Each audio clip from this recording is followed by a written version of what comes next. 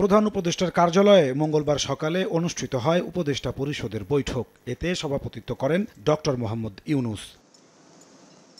উপদেষ্টা পরিষদের বৈঠকে গৃহীত সিদ্ধান্ত জানাতে বিকেলে রাজধানীর ফরেন সার্ভিস একাডেমিতে প্রধান উপদেষ্টার প্রেস উইং আয়োজিত সংবাদ সম্মেলনে হাজির হন বন, পরিবেশ ও জলবায়ু পরিবর্তন বিষয়ক উপদেষ্টা সৈয়দা রিজওয়ানা হাসান।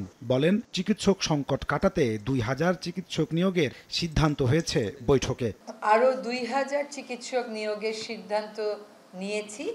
এটার মূল উদ্দেশ্যই হচ্ছে যে গ্রামগঞ্জে মানুষেরা আসলে চিকিৎসা পায় না, তাদের জন্য পর্যাপ্ত ডাক্তার যেন নিশ্চিত করা যায়, চিকিৎসক যেন নিশ্চিত করা যায়, এই জন্য এই সিদ্ধান্তটা নেওয়া হয়েছে।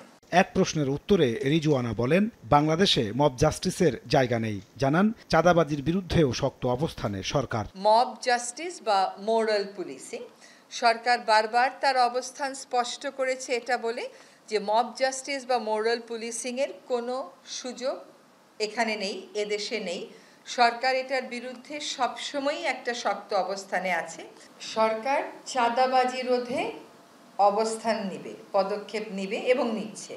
সরকার কোন দল চাঁদাবাজি করলো, কোন ব্যক্তি চাঁদাবাজি করলো, এটা তো সরকার দেখবে না। প্রধান উপদেষ্টার প্রেস সচিব শফিকুল আলম জানান, বাড়ছে উপদেষ্টা পরিষদের আকার। বুধবার শপথ নেবেন ঢাকা বিশ্ববিদ্যালয়ের সাবেক অধ্যাপক সিআর আবরার। প্রফেসর সিআর আবরারকে আসছেন আমাদের সাথে কাউন্সিল অফ অ্যাডভাইজারে জয়েন করছেন এবং উনি সম্ভবত এই মোস্ট লাইকলি উনি এডুকেশন মিনিস্ট্রিটা দেখবেন।